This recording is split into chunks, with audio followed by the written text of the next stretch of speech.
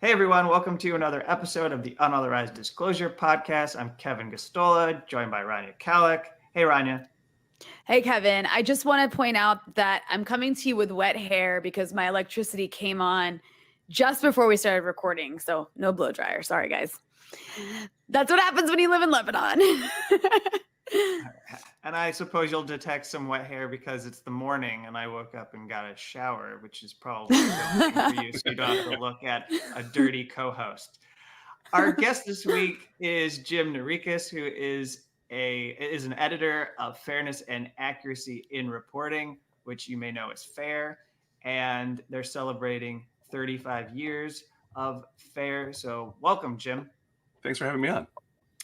And I think the way we'll begin is to look back with you at Fairness and Accuracy in Reporting. I think both of us, I haven't done work for FAIR like Rania, but we would like to take this opportunity to recognize and celebrate and also talk about the work that FAIR is doing that remains critical, whether we're talking about coverage of COVID-19 or challenging the coverage of war. We just had the withdrawal of U.S. military forces from Afghanistan, and it was extremely important to track the media and their coverage. So why don't you take us back to the founding of FAIR? I understand that when Jeff Cohen started it, it was a response to Reaganism. So let's get into the beginnings of FAIR and how we got this really important organization. Yeah, 35 years takes us back to 1986, which is kind of a key era in that it was a key year. Well, I just want to point out it was the year I was born. So it was a key era for me, at least. Go ahead. It was the year that the hegemony of Reaganism started to crack. There had been a very concerted effort on the part of the U.S. establishment to move the country to the right and to erase a lot of the political and social movements of the 60s and 70s, sort of turn back the clock very, very explicitly, and to reestablish the authority of the U.S. government as kind of a power in the world, as the power in the world. And a big part of this was the efforts to destroy popular movements in Central America and Latin America more generally, but the most violent repression was in Central America, and this was one of the things that really prompted FAIR was this kind of up is down coverage of governments that the United States was backing that were like homicide was really their main tool of governance, and they were being presented as the bastions of democracy that the United States was promoting, and anyone who resisted this was a force of totalitarianism, and the efforts to fund the remnants of the old dictatorship in Nicaragua, who are known as the Contras, was one of the main arenas of this struggle, and the idea that the Nicaraguan Contras were, as Reagan put it, the moral equivalent of the founding fathers,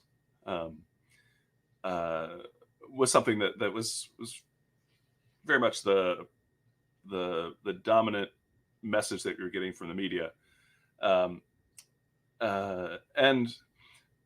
the Reagan, in like 1984, which was sort of Orwell, I think, picked a good year for naming his book, because it was kind of a high point of imperial propaganda of sort of a war is peace, freedom is slavery kind of view of the world. And 1986, it was when the Iran-Contra scandal broke, where it turned out that the United States had been secretly selling arms to the government of Iran and using the proceeds from these secret arms sales to fund the Contras. And this was completely illegal, completely unconstitutional, because you're not supposed to. The executive branch is not supposed to raise its own funds to conduct its own foreign policy. It's supposed to, according to the theory of the Constitution, they're supposed to get money from the legislative branch, which controls resources. And so it was, it was illegal on a very fundamental level, from a sort of structural level, but it's also a big sort of ideological head trip, because the idea of Iran then as now was a major kind of boogeyman for the United States. Right. The United States had supported a monarchist dictatorship in Iran, which had been overthrown to great popular acclaim in Iran. And when the United States harbored the Shah, the former dictator of Iran, the U.S. embassy in Tehran was taken over and held hostage. And this was like one of the major ideological events of the mid-late 20th century, was the Iranian hostage drama. And so when it turned out that, and then this the idea of terrorism was sort of born in this era. We think of it as a 21st century ideological trope, but really the idea that our enemies had secret plots to murder us really came out of the Reagan era, and was really presented as literally as the defining focus of U.S. foreign policy, was supposedly to fight terrorism. And so when it turned out that the United States was actually giving arms to the supposed we were giving arms to the terrorists, and it really did like the cognitive dissonance was a whole lot to take. And I think that it's not really a coincidence that FAIR came out of that moment, where people were like, what is going on here? Why are the things that we were told actually turning out not to have any relevance to the way that the United States is actually acting? And so people started, I think there was an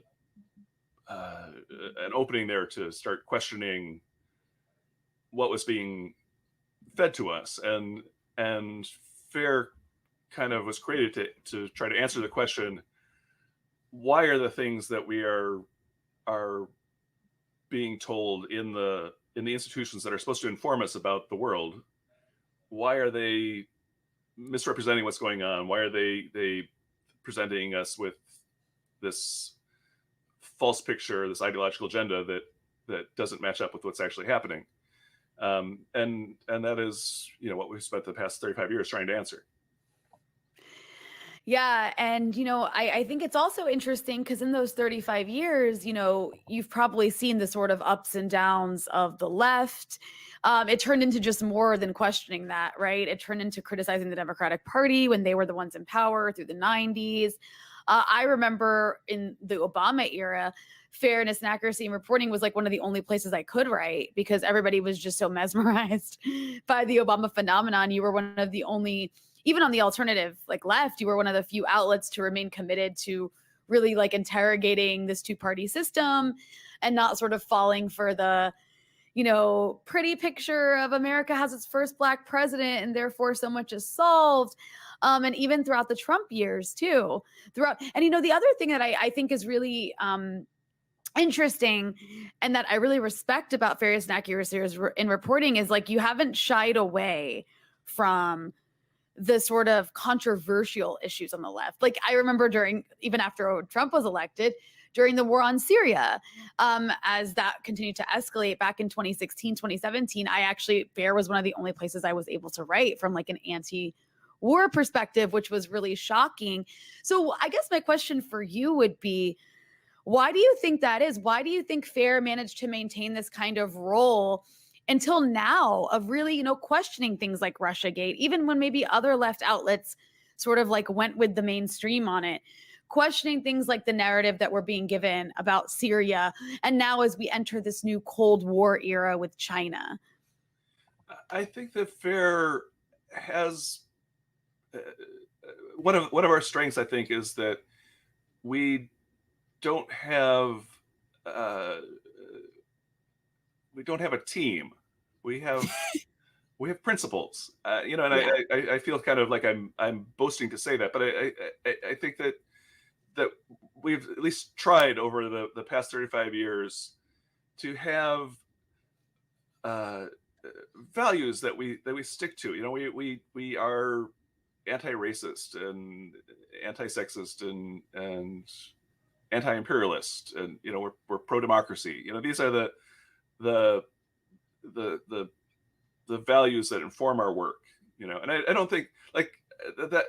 I don't think that it's possible to talk about human interaction in a neutral way. I think that you have to have some, you know, if you to not have any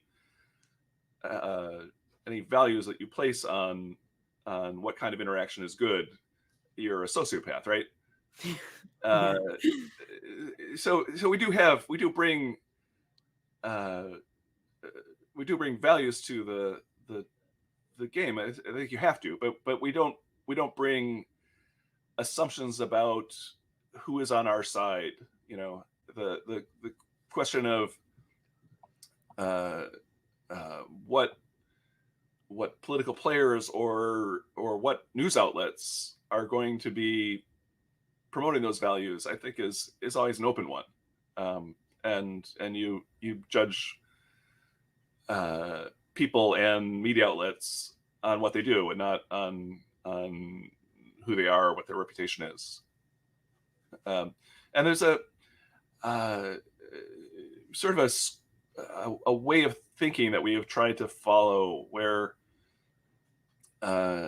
you think critically about what you are consuming, about the news that you're getting, and you think, why do I think this is true? What reason do I have for believing what I believe? And one thing that FAIR has always done, and in some ways, we were bloggers before there was a web. When we were mainly a print magazine, our articles would always have the way you can tell a FAIR article is it's full of these little parentheses. Yeah. Where, you know, it'll have a statement and then it'll say, you know, Philadelphia Inquirer 3/21/19, you know, and it'll tell you like where we found that fact. And these days, you know, generally these citations have a link to them, but when you're first doing them, it was just telling you like, here's where we found it, and if you want to go to the library, you can Yeah. look it up, and there it will be, you know. A library? What's that? And you know, and I have to say that before I worked at FAIR. Hello, everyone. Hope you're enjoying this week's episode of the Unauthorized Disclosure podcast. Here is a reminder to support our show and help us keep going. You can go to Patreon or Rockfin or Spotify to support our show. So here's the links. If you want to support us on Patreon, go to patreon.com/unauthorized disclosure. If you want to support us on Rockfin and become a subscriber of our channel, go to rockfin.com/unauthorized dis. And if you'd like to support us on Spotify, pull up our show, the Unauthorized Disclosure Podcast, and subscribe to our paid content. On all three spaces, you get access to full episodes and any other additional exclusive content we post every month. So thank you, and back to the show. I was a journalist at in these times, and I would actually I really valued their articles because it did tell you where you could find out the information for yourself, and sometimes they would when we do when they would do an article that sort of approached about coverage of Angola. It would mention a number of articles that would really be the core articles that you would need to read to get a sense of what was actually going on in Angola. Yeah. And so I found it personally very valuable, and I think that is a big part of why I ended up working here, is because it seemed such a useful thing for someone who is trying to understand what is going on in the world, which I think is our hope and our responsibility. I think that FAIR presents tools that really do a great deal to give people a sense of what is actually going on, and I feel like our track record over the decades does show that there is some value in the way that we approach information and knowledge, reality. I love the articles that came out saying when it turned out that everything that was used to sell the Iraq War turned out to be false, and people were like, "Wow, no one knew." How could anyone have told? We were all in this. You saw some of this in the 20th anniversary coverage of 9/11. Like, we were all caught up in this, crazy delusion, and we weren't all. There were always people who were saying, this is not actually what is going on. The fact that there were not weapons of mass destruction in Iraq was something that was known before the invasion of Iraq. It was not, there were inspectors scouring Iraq and finding nothing. There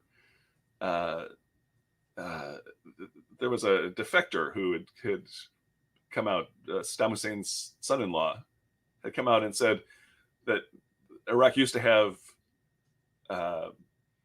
weapons of mass destruction, but they were all destroyed. Mm-hmm. And one of the main ways you could tell that the case presented for invading Iraq was a hoax was that they were using this guy as a source. Colin Powell leaned heavily on this guy, talking about what he said about the chemical weapons that Iraq had made, without mentioning that the same source had said, "Oh, and then we destroyed them all," which mm-hmm. seems like So you could see that you could see what information they were relying on, and you could see that they were using it duplicitously. This was it was not hard to see, and you could see like this would appear here and there in corporate media. It was not like it was never acknowledged, but it didn't ever get picked up as part of the knowledge that would be the basis for the discussion that was going on about what was happening. And I think it's something that is I've always found fascinating in the work that we do, is that the real information is rarely ever 100% censored. They're the reality always leaks in to some degree, but So, it is the important thing is not, has the information been mentioned? The important thing is, does the information get put into the framework that is the sort of shared assumptions that we have, that we rely on when we're talking about here's what we're going to do as a society, and looking at what those assumptions are, what the things that we think of as the relevant facts. Mhm.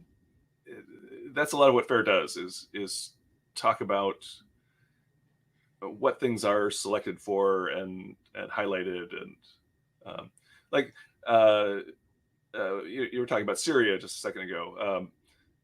With Syria, the fact that the United States had this massive enterprise to try to overthrow the Syrian government is something that it's certainly been written about in the leading papers. You can see like big articles, that have fancy maps that show you where the arms were sent and how they got into Syria. And yet, when Syria is discussed as a political issue, the assumption is constantly that the United States refrained from trying to overthrow the Syrian government.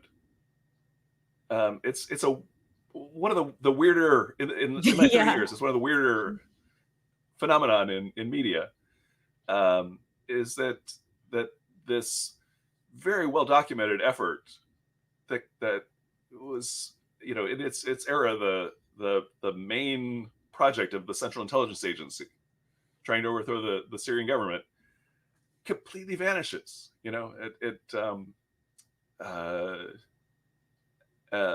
speaking of 1984, it really is like there are things that are put down the memory hole, and that you are aware that you were not supposed to talk about.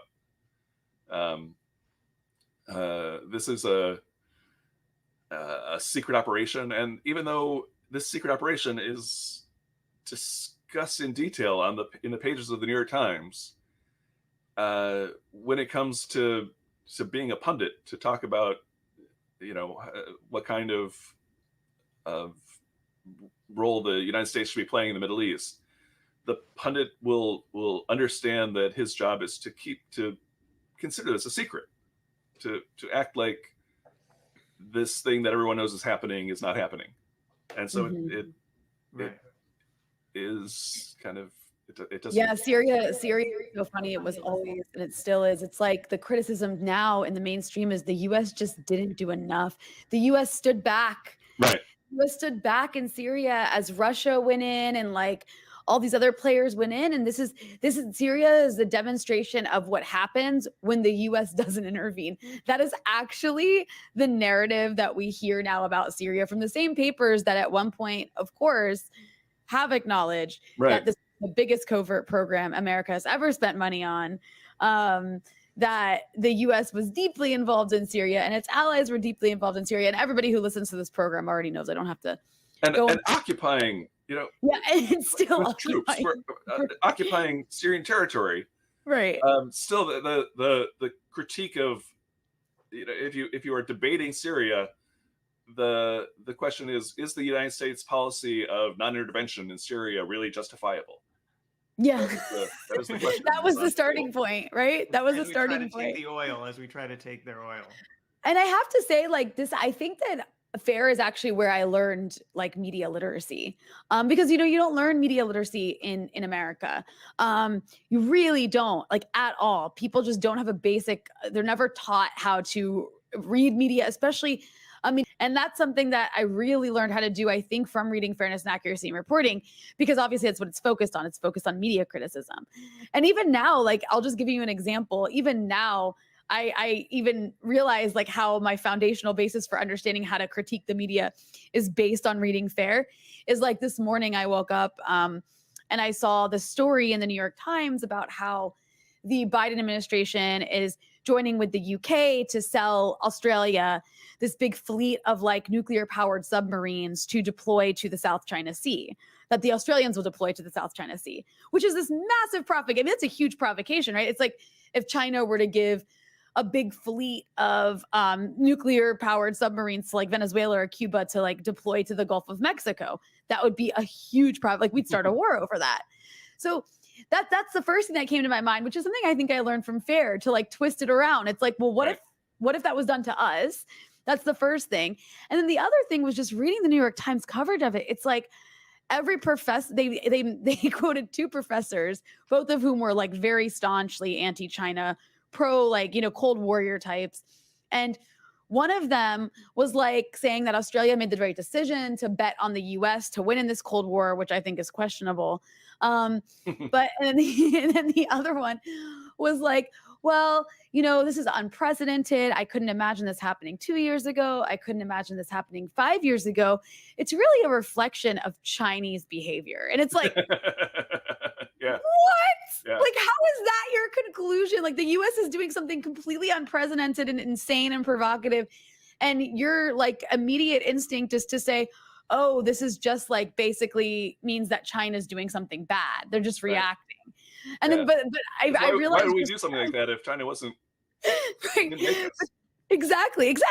But I just realized, like, reading through this article, just how much of it I was able, like, I'm just, now that I'm thinking about it, I'm like, every way I looked at it was like something I learned from Fair, which I think is really cool. And that's more just a sort of comment of gratitude and like, a compliment. Well, thank But you. I think that's a huge, deal that Fairness, Accuracy, and Reporting has been able to provide that, because we don't get it from anywhere else, where it's just an outlet devoted to like showing you the media's bias and how to see through it. Yeah, I think that it's hard for the United States to teach media literacy because there are fundamental problems with like when we think of what good journalism is in this country, there are basic problems with our conception of what good journalism is. It's the New York Times is good journalism. That is kind of by definition, and so like when you look at media, you're like, is it like the New York Times? And the New York Times did kind of invent a style of journalism that has become the dominant flavor of information delivery in this country, and it's referred to as objectivity, Yeah. which I think is a very strange thing, because objectivity is in journalism means pretty much the opposite of what it does in philosophy, because objectivity in philosophy means that there's a real world out there, right, that you can meaningfully discuss, that there's some way that we can figure out what is actually going on and discuss it. Whereas objectivity in journalism rejects the idea that you are able to say what is actually happening. And instead, you can only quote people making claims about reality. And you decide that there are two sides to every issue, and you quote a claim from one side and quote a claim from the other side, and that is the best you can do according to the New York Times style of journalism. And the idea that you can actually use your ability to gather evidence to get some sense of what is actually happening is considered kind of suspect in journalism. I do see this. I do see this changing somewhat, where the fact that the right in particular has figured out how to game this system so thoroughly, that they realize that if you if people are going to quote you as an authority, no matter what you say, then you might as well say the most extreme version of whatever would serve your interest. Most obviously you can say we won that election when actually you lost it, and they have to quote you saying that you won the election, and that becomes an open question because that's objectivity. Or if continuing to make profit off of selling fossil fuels requires you to deny basic realities of the laws of physics, then you can do that, and the papers will quote you, saying that you actually can change the makeup of the Earth's atmosphere without altering the climate of the Earth. And I think that in recent years the problems of this kind of objectivity have become more obvious, and you will see people in in positions of power in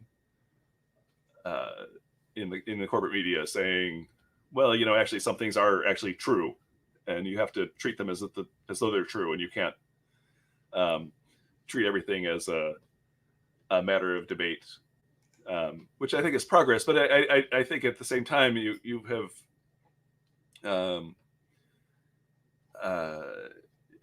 you don't follow through on this, the implications of this, that the Mm-hmm. idea that allowing people in power to define what is true is fundamentally a flawed model of understanding the world. That the people in power are in power. Part of why they're in power is because that they have used that power to define the world and to define what the issues are, what the important things to talk about are, what facts are significant, what facts are not significant. That is one of the things that allows people who are in control to stay in control, particularly in a modern economy. Your control really depends much less on having guns that you can shoot people with, and more on having information tools that you can convince people that they should do what you want them to do without being shot. Power really comes out of the screen of a TV more than out of the barrel of a gun. I believe it was you who I got the idea of state identified journalism from. So I'd just like to thank you for talking about it in those terms, because I think that applies to the issue of objectivity and the fact that it doesn't really exist. But corporate isn't enough to capture what you get reflected in whether it's broadcast journalism or print journalism, or as now we have to add online journalism to the ecosystem. It's more that it's a state identified kind of journalism. I was looking through your articles and postings at FAIR before we recorded, and just taking note of some of the stuff that you worked on. And I know in the last couple of years you've been looking at China. You did a fair amount of work analyzing the coverage of COVID, but there's also some other people who are known voices in the establishment press. I'm curious. I put together something just to kind of like see how much of an impact your work has had on you, and whether you have these like figures ingrained in your brain and you'll never be able to get them out, and like you actually can now imitate and know how they write or would speak some of these ideas that you've challenged. So I grabbed three figures who you've specifically critiqued, and I want to see if you can figure out which one's real and which one's the fake statement. I thought that this would be good for our podcast. I want to squeeze this in before we have to wrap. So this first figure is Jonathan Chait. I'm not sure that he needs much introduction. People who listen to our show know he's at the New York Magazine as a columnist. So this first statement is, if he does win, a Trump presidency would probably wind up doing less harm to the country than a Marco Rubio or a Cruz presidency. It might even possibly do some good. That's the first one I give to you, and then the second I give for you to figure out, and you'll be weighing these two, is the illiberal left has a better shot at dismantling capitalism than Trump has at becoming president. And even if Trump wins, he'd be less serious than the left wing is about their anti-democratic agenda.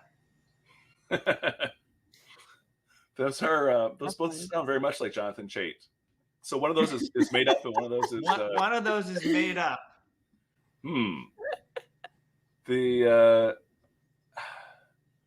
I'm gonna go with the first one being the real one.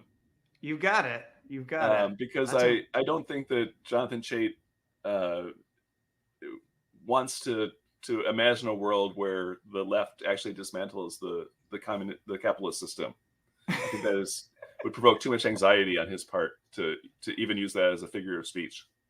I love that. That's amazing analysis. All right, so then Thomas Edsel.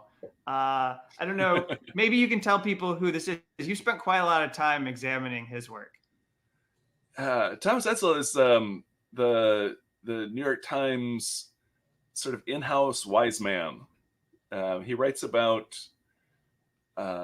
politics, largely about electoral politics, and okay. Where the so this first one is, a shift in the allocation of government resources threatens the loyalty of a crucial Democratic constituency, well-off, socially liberal voters. And then the second one is, Democrats need a non-woke approach to funding government, but affluent liberal voters will feel alienated if they don't act beholden to minorities. I think the first one's the real one. Yep. So well done. What was the tell? But you are pulling out themes of his that the idea that the Democratic Party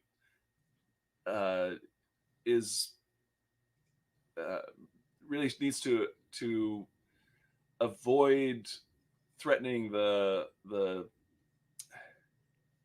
it's not so much he wants to the goal of Thomas Edsel, like the New York Times, is to promote the idea that the economic status quo should be maintained, and that should be the Democratic Party's principle. It's ideologically, especially outlets like the New York Times, their ideological function is largely to serve as sort of shepherds of the left to make sure that the particularly the Democratic Party is not lured away by the prospect of winning elections to promote redistributive economic policies, which, if you think about it for a minute, you realize that policies that redistribute wealth from the very wealthy to people at large are very popular. People like that because it means that they would get more money. But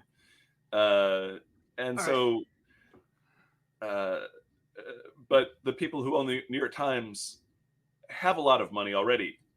and they would like to keep it.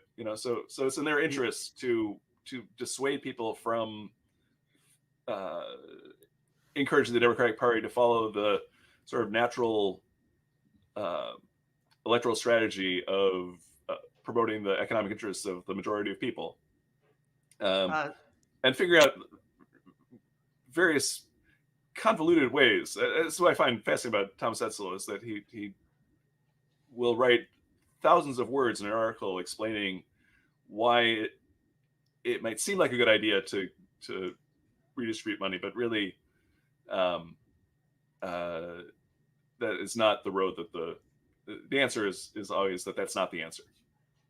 And so again, going through people who have been your, I suppose, targets, but that's not really a good word. People who have been on your radar. This is Thomas Friedman. Doesn't need any introduction.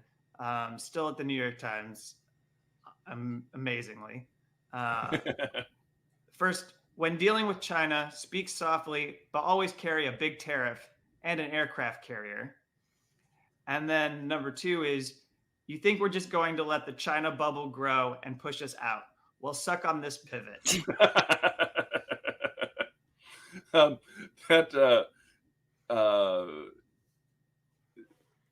don't know either.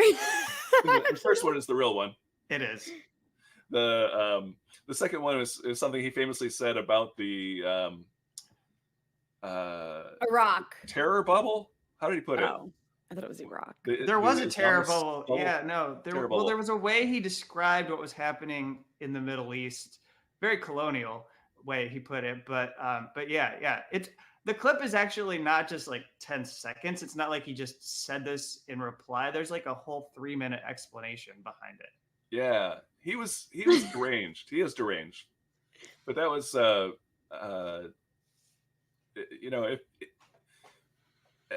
if you're teaching media literacy, telling people, here is someone who's considered one of the foremost authorities on U.S. foreign policy in the corporate media, and here's his take on Iraq. I think that would open up a lot of eyes to see that.